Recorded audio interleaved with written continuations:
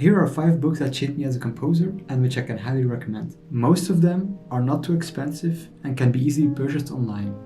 If you are a beginner and have interest in classical and contemporary music ranging from 18th century till now, I guarantee you will find some useful information with this video.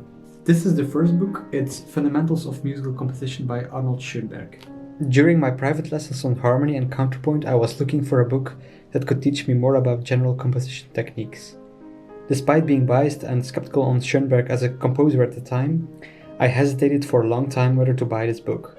In the end, I was very pleasantly surprised, and Schoenberg proved to be an excellent teacher, at least for me. Let's have a look at the table of contents. There are 3 main sections in this book. The first one is extremely interesting, the construction of themes. In this section, Schoenberg illustrates how he thinks the master construct phrases and knit them together by using motives. All kinds of examples are given, ranging from Bach to Brahms, but Beethoven has probably the most examples. Further, he gives tips on how he approaches accompaniment, character and mood, and finishes the section with an important topic on self-criticism. The other 2 sections are about forms, small and large forms. What do we have here? Ternary form, the minuet, the scherzo, and theme and variations.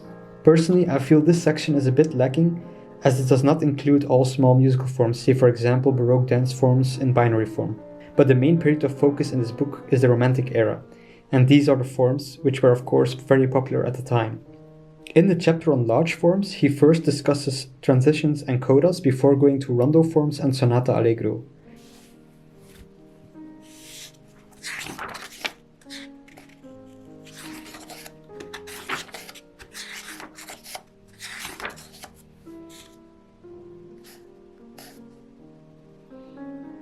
Number 2, the study of counterpoint by Johann Joseph Fuchs. Of course, everyone knows this one, but it's such a classic that I had to include it. I used this for my first lessons on counterpoint. If you go step by step through this book with a good teacher, you will progress fast. In terms of composition and analysis approach, it helped me to think more horizontally than vertically. So it has to be said that this is only an introduction to counterpoint, and more specifically with a focus on vocal counterpoint.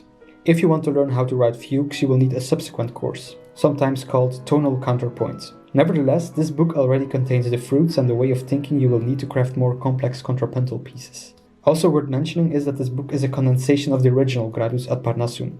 At that time, vocal renaissance counterpoint was really a craft that had been passed on by generations of composers, and it was learned over a span of years, not just a 1-year course. This book is really good, but it's not the complete picture, so keep that in mind. The book is written in old-fashioned dialogue style, where the teacher gives instructions and exercises to the student. I come to you, venerable master, in order to be introduced to the rules and principles of music. You want then to learn the art of composition? Yes. But are you not aware that the study is like an immense ocean, not to be exhausted even in the lifetime of a Nestor, etc. This is kind of the vibe the whole book has, and it's more than just a dialogue, it's really a way of teaching. There are 3 main sections. In the first chapter, you start with note against note counterpoint, then 2 notes against 1 note, 4 notes against 1, ligatures, also known as suspensions, and how to resolve dissonances.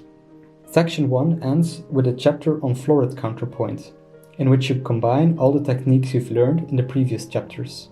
The other sections are kind of the same, but each chapter adds a new voice, so you're writing in 3 parts here and in 4 parts here. Here are some examples of the book.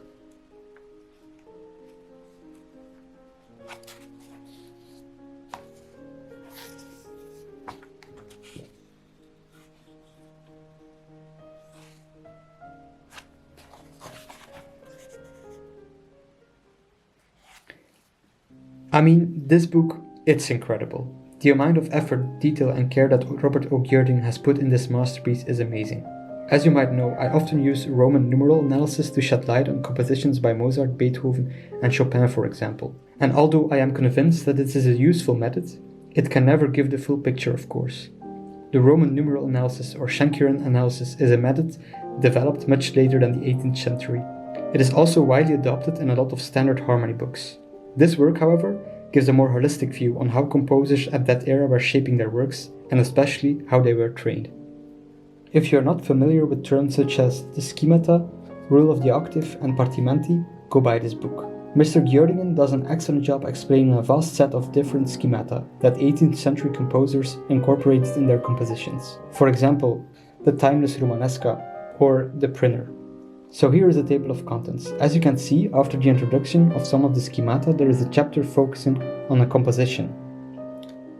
Let's check out this minuet from Giovanni Battista Sommi. Here is the binary structure indicating the different schemata species. The piece itself is a short and comprehensible example. On the score, Gjerdingen dissected the different schemata, such as this Galant Romanesca, the Prinner and the Fante. Very basic, very instructive. Of course, there are many more schemata presented in this book, and the examples become quite complex, but also very interesting. In the appendix, there is a summary on most of the important and discussed structures, as well as an additional brief chapter on partimenti. For beginners, this book might not be so easy. But if you had a course in harmony, I guess it's accessible. The examples also get more complex the further you progress in the book, so the first chapters are suitable for beginners as well. Book number 4, 20th Century Harmony by Vincent Persichetti. I'd only recommend this book if you already had a regular course in conventional harmony. This book is not how you learn harmony in the classical sense. It's actually more a display of different harmony techniques used by 20th century composers. Although it starts like every common harmony book with a chapter on intervals, consonance and dissonance. Unfortunately, I lent this book to a friend, so I can't show the examples in the chapters. However, I have a PDF print of the table of contents here. There are very interesting concepts in this book, such as synthetic scales, pentatonic and hexatonic scales, 9th, 11th and 13th chords, chords by fourths, edit note chords, chords by seconds and clusters. There is a chapter on polychords here, and if I remember, polytonality and polymodality are also included here. This chapter is very interesting on compound and mirror harmony. Chapters 9 till 13 were less interesting for me, as you can find these topics in more general courses as well. Except maybe for chapter 10, which has some interesting examples featuring polymeters, composite meters and isomellows. The book has numerous useful examples from a theoretical point of view. However, often the examples don't do the techniques their real justice, in my opinion. The examples at the end of each chapter and subchapter are more qualitative, like examples from Bartók, Debussy, Stravinsky, Ravel, Gershwin, Ives, Schönberg, etc. There are also exercises for each chapter in which you can explore the concepts you've just learned about. Lastly, I'll give a link where you can listen to audio samples for each theoretical example in this book. Very useful. So book number 5 is The Essential Dictionary of Orchestration by Dave Black and Tom Jeru. This is an extra and not really a book, but a very handy pocket-sized instrumentation dictionary.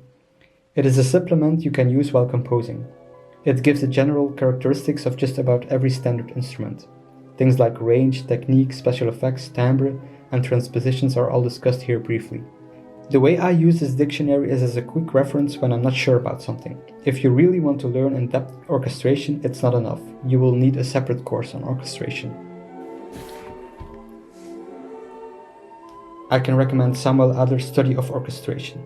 But the way to really learn the trade is by hard work and study under supervision. It's a very complex subject that requires years of study and practice, and I'm certainly not an expert on this topic. Let's take a quick look at how this small dictionary works. So, here is a table of contents. Let's have a look at the bowed strings. First, all kinds of techniques are discussed, such as the way of bowing, pizzicato, harmonics, special effects, and glissandi and stops. Then each instrument is presented separately. Here we can see the violin's practical range, the standard tunings, the characteristics of each string, and some more tips. It concludes with a brief overview of the harmonics and the ones most used.